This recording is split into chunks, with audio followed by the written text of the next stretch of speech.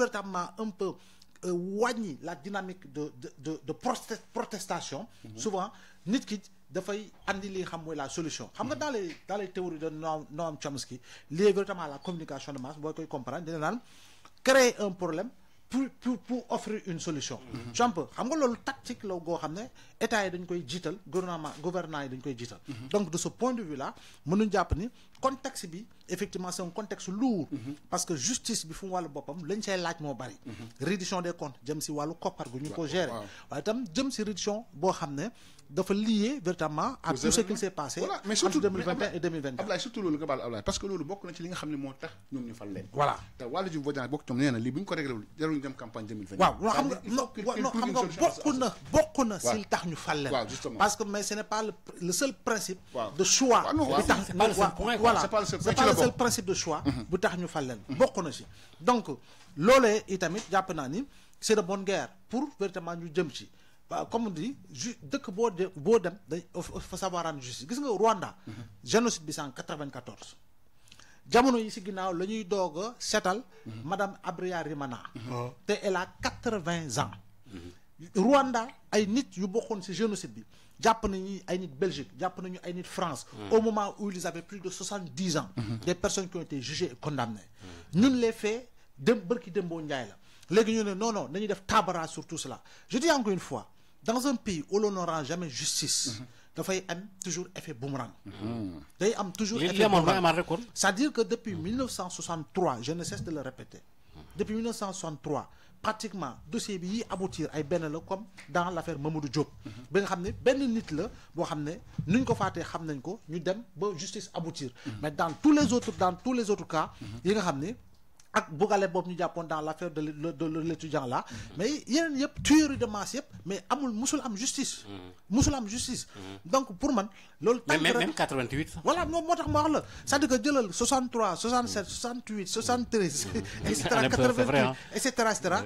musul am li nga xam ne mooy justice donc pour man war nañu see jëm mbir mi comme ni ma ko waxee du vengeance. mbir mi du chasse aux sorcières. mbir mi c'est chercher véritablement des coupables. par rapport à des enquêtes yu leer nañ impartial à tout point de vue. ba pare nag ñu yóbbu si cappaandaw ga. mais est-ce que mun na ànd parce que dama déglu démb Seydi Gassama lañ ko def journal bi nga xam ne pratiquement nañ bàyyi pression ñu teg ci juges yi. on ne peut pas mettre la pression sur les juges parce que ñoom rek ils ont déjà le boulot teg leen cette pression politique jaar ko yëf tamit laaj nañ jël temps pour leeral ko. est-ce que pression la. sax d'abord tamit wala boog wax li nga war a wax la. xam nga tamit li nga war a wax la. juges yi sax amaguñ fi wàllu jamono ji. amaguñ ci ñoom sérieux ko ci bon affaire bi xam nga nag pouvoir bi fi nekk nag ñoom ñoo digoon loolu gars yi tamit. loolu laa lay expliquer ñoo la ko digoon ñoom ñoo leen waxoon na leen bu ñu faloo. on règle ça. voilà très bien kon kay bu fekkente ne gars yi dañoo teg ay pas yu jëm foofu kon kay ñëpp dañoo war a apprécier. mais jëmul fa. non pas yi technique non attends Maodo lu waral manifestation yi. non Malick li may wax dégguloo ko de dama ne remaniement bii. su fekkee def nañ benn lecture interne xool ñi ñu teg ci yenn poste yi. waaw c'est pour bu gaaw la. xam nga ne gars yi ñi ngi jëm ci affaire boobu. kon nañ leen y a des non-dits quoi mais boo xoolee da ngay xam ne ñii am na fu ñu jëm. am na fu ñu jëm moom mooy fexe teg affaire yi ci taawal ci comme boo waxee léegi. gis nga keroog tal nañ fi Assane Dramé bu Pastef. c'est-à-dire ñoom Pastef lañ bokk mais ils sont contre cette lenteur par rapport à la gestion de ce dossier. waaw xam nga lenteur moom yàgg nañ ko wax c'est pas la première fois mais bii 80 morts c'est trop. waaw non mais je suis d'accord. waaw c'est trop 4 ans. mais sénégalais yëpp dañoo wax comme li Mbow mi wax dañoo bëgg mu leer. léegi kay na leer léegi question de temps moo fi am. léegi nag est-ce que avec changement yi am ci ministère de la justice. est-ce que foofu nag la ñuy teg dans quelques jours lan mooy xew. alors ci entrée yi Ablaye gis nañ ne bi ci gën a marqué moom bu ñu gën a marqué sax bu gën a fës bokk na ci gën a fës moom mooy entrée Mouhamadou Bamba Cissé. ku ko xam ne moo doon coordonné avocat Ousmane Sonko yi. bañ ko rajee imposé moo nekkoon avocat am. événement yi passé moo nekkoon avocat am. nee na ils ont fait plus de 20 ans de compagnons ñoom ñaar. alors ñu jël un avocat boo xam ne yóbbu ko ministère de l'intérieur par rapport ak li nga xam ne cette entrée de Bamba Cissé est-ce que nekkul ci nga xam mooy surprise du gouvernement bi. oui ça a été la surprise parce que man sama wàllu bopp. xam nga bi may déglu. man xam nga xalaatuma ko ba nga xam ne damaa foog ne Mouhamadou Matar Cissé la ñu wax waaw billaahi parce que xaaru moon tur woowu xaaru moon nit ki waaye jàpp naa ni jeune la boo xam ne dafa am jaar-jaar bu am solo dëggantaan boo xam ne on le connaît intègre très sincèrement mosoo ko dégg dans des frasques avocatesque passez-moi l'expression jomb léegi nag nit ki trajectoire am il a montré véritablement un professionnalisme à tout point de vue mais un engagement total par rapport au dossier yi nga xam ne hérité na ko di ko gérer moo xam moom la ci jëmam moo xam mu ànd ak pôle ay moroomu avocat am pour ñu jëm si tout su mel ni ay ñoom maître Ciré Clédor Ly ñoom Demba Ciré Bathily ñoom maître Moussa Sarr et consort ku si nekk comme ni nga daan déggee jamono yële si nguuru Macky Sall ñi nekkoon ak Macky Sall ñoom maître Boubacar Cissé ak yooyu xam ne ñoo doon les avocats véritablement de l'état yu fi nekkoon donc ñii nag dañoo ànd ak mouvance bi si opposition jamono ju muy tar ba yegg si donc bu ñu ko bëggee dëkkal que ni en réalité c'est un partisan radicalisé ba man je me pose des questions et je pense que tey nguuru Macky Sall ki ñu njëkk a tabb ministre de l'intérieur je pense que kooku moo doon Mbaye Ndiaye te xamoon nañu les véritablement rapports entre li nga xam ne mooy dëggantaan Mbaye Ndiaye ak Macky Sall ak moom nu mu ñoo samp affaire ñoo samp affaire vision bi mu amee woon ci gestion de l'état APR tey jii nii ministère de l'intérieur boobu y a pas plus affidé plus proche que Abdoulaye Daouda Diallo il a occupé ce poste là il y a pas eu plus fidèle plus proche que Aly Ngouille Ndiaye il a eu à occuper ce poste là donc si fànn woowu tey lan nga war a mën a teg sur la table pour véritablement mën a ŋaññ la nomination de Bamba Cissé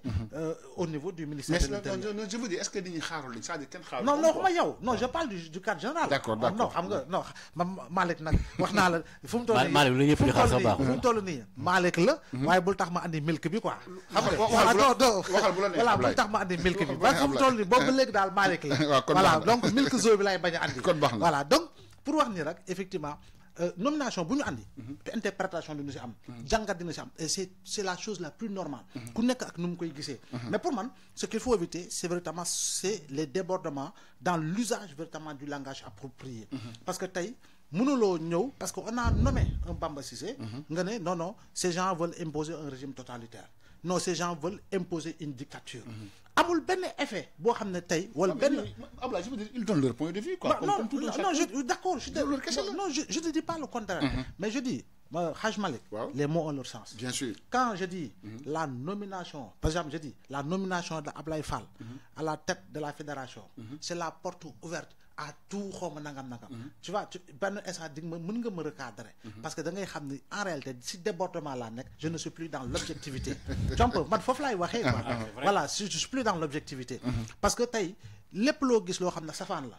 tey ji mu xew si réew mi boo ko pointé wul du doigt mais t'auras trahi des principes yow compa t'auras trahi des principes te suba yi tamit lenn loo gis loo xam ne safaan la si doxin ak si jëfin mais tu vas pointer du doigt di nga ko wax di nga ko yuuxu boo ko deful t'auras trahi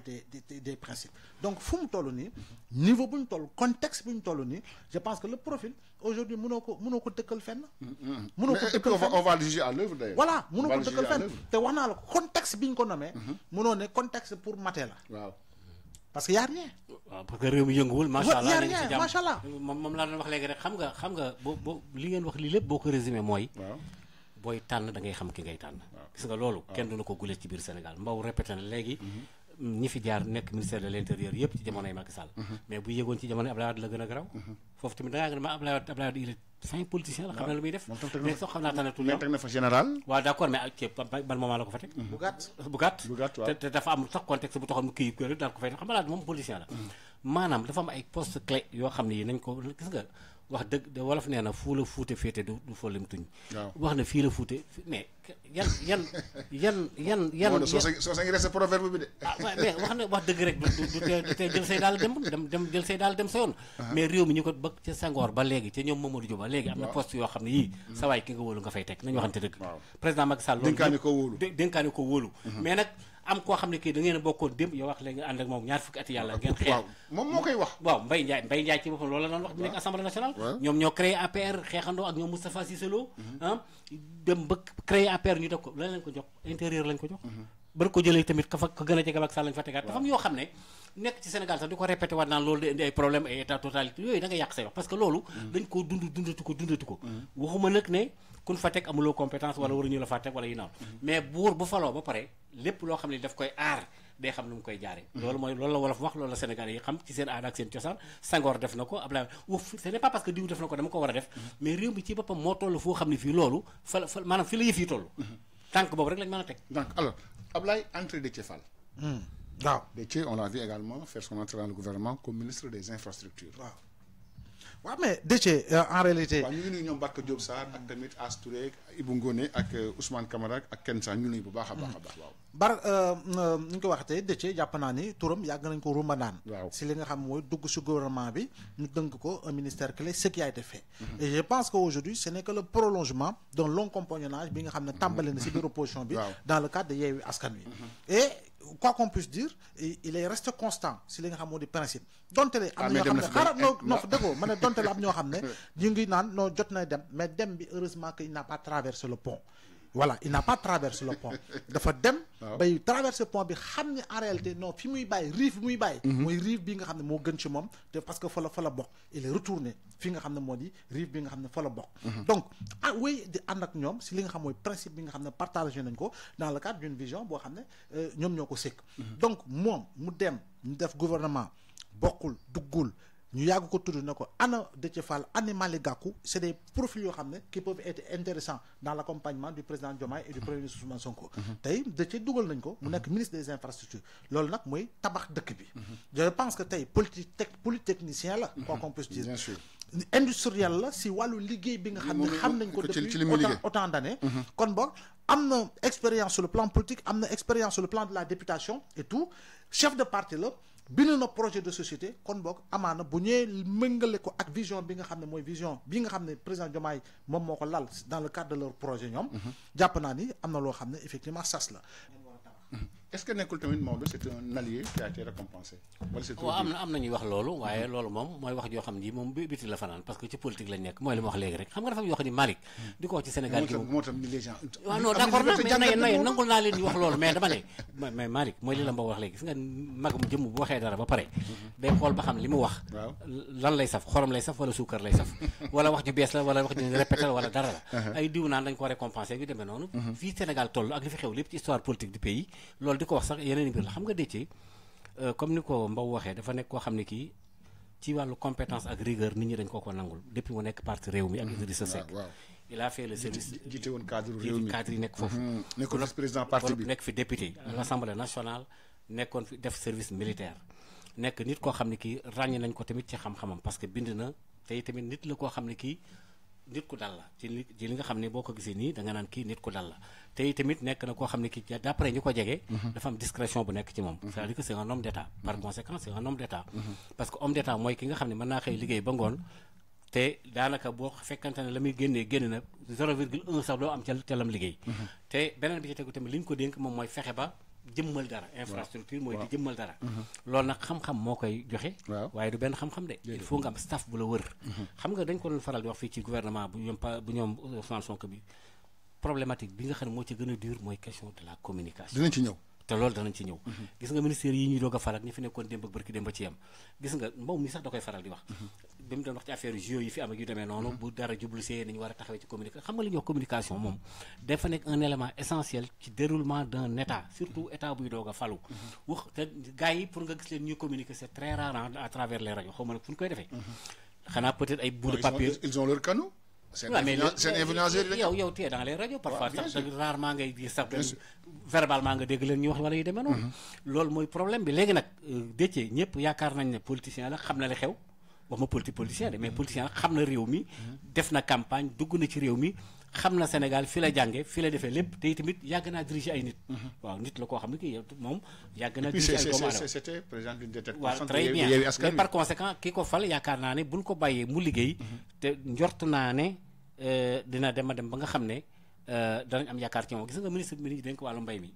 dafa am benn jour ñu waxtaan mu ne ma man xam nga lu ma gën a ba mu bàyyi ma jànko banquier wala tout ça mu ne ma moom ñoom Ousmane Sonko sonaluñ ko ci dara waaw dañ ko rek liggéeyal te nee na loolu da koo neex trop. xam nga confiance boo ko joxee nit da nga koy libérer un tout petit peu donc par conséquent loolu tamit yaakaar naa bu ñu ko defee kon ni ñu ko defee la kooku bu ñu ko defalee defal ko ñeneen ñeneen fexe wax ba décce du nomination de récompense loolu Moussa Ngom bind ci YouTube. waaw moom laa dëggal léegi ci waxi wolof waaw kenn wax fene du récompense de dama ne am na yoo xam ni di ko waxaat wax ju yàqu la loo xam suukar la saf wala parce que réew mi fi mu toll am mais waa léegi sax ku liggéey ñu fay la lu ci ne politique lañ nekk di bu ñu demee yombal xiyam tamit yàllaay fay rek yàllaay fay d'accord